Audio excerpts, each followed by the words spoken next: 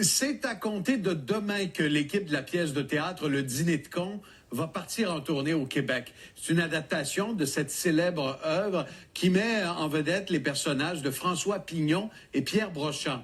Avec 4 autres pièces présentées cette année, on peut dire que les productions Monarque ont le vent dans les ailes. Christine Manzo. C'est un exploit au théâtre québécois. 150 000 billets vendus pour Le Dîner de cons. Le metteur en scène et producteur André Robitaille en a fait l'annonce surprise aux comédiens qui présentent cette pièce depuis 2022. Pourquoi ça attire autant de monde? Ma réponse va être un peu premier degré. Parce que c'est bon. C'est bon parce que c'est drôle et c'est vrai. Le Dîner de cons poursuit sa tournée du Québec en 2025 ainsi que d'autres spectacles signés Monarque Productions.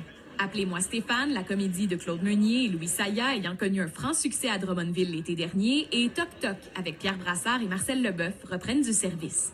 Parmi les nouvelles productions de la compagnie cette année, une première adaptation québécoise de The Play That Goes Wrong, déjà un succès à Londres et sur Broadway. La pièce qui tourne mal mettra en vedette Fabien Cloutier, Rémi-Pierre Paquin, Pierre-François Legendre et Julie Ringuette. L'histoire d'une troupe amateur qui veut monter meurtre au manoir à Aversham. Le décor va pas bien. Le feu pogne. Je pense pas qu'au Québec, il y a eu un décor comme ça. Il y a des leviers, il y a du mécanisme, il y a des trucs qui s'effondrent. Il y a vraiment...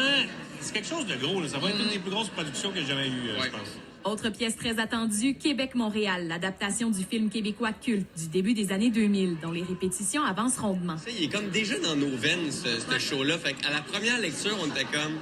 Sérieusement, là, ça va déjà bien. Là. Toutes les intentions étaient déjà claires. On a juste hâte de le faire. Il y a juste la chorégraphie qui est plus dure. Oui, ils ont rajouté une chorégraphie. Ça, je vais te le dire, on pourrait pas en faire demain.